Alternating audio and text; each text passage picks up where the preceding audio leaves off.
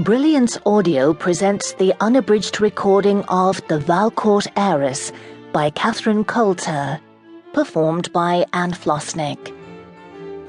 To Tom Potwin, who has been my webmaster since almost before the web was born, many thanks to you and Diane. C.C. 1. Valcourt Castle, May 1278. She knew she had to do something. If she did nothing, her mother would force her to wed Jason of Brennan.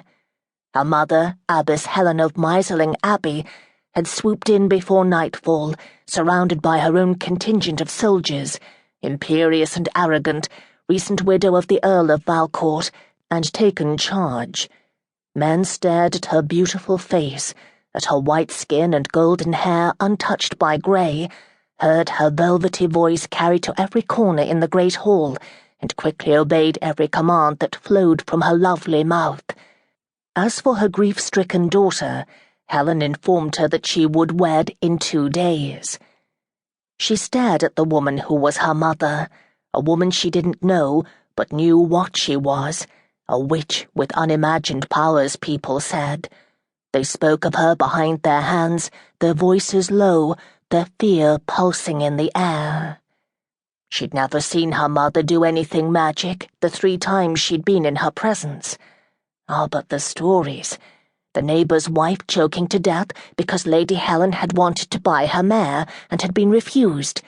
The plague striking down a village where Lady Helen had been insulted by the local monk. And now her own father lying dead.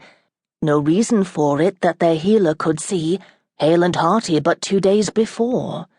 Now he lay stretched out on his bed, his hands folded over his chest, dressed in his finest tunic and hose, his beautiful sword strapped to his waist, his men below in the great hall drinking themselves insensible. What would happen now? There was no heir, only a daughter who had no power, and her newly arrived mother, a witch who could smite them all with but a wave of her hand, and the soldiers who surrounded her. She had to do something, or she would be sold to Jason of Brennan, a man she'd seen only once, just an hour before, well-made and young, but something deep inside her had recoiled when he'd turned his dark eyes on her. There were black secrets in those eyes of his. Her mother's eyes were the light grey of storm clouds, and she feared her more than the devil.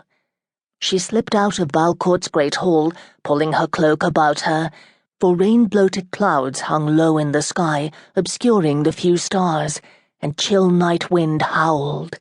It occurred to her only after she'd crept across the inner bailey to the stables that she had no idea where she'd go. It didn't matter. She would think of something. She usually did. When she heard a man's voice, she nearly screamed. It was coming closer. What to do?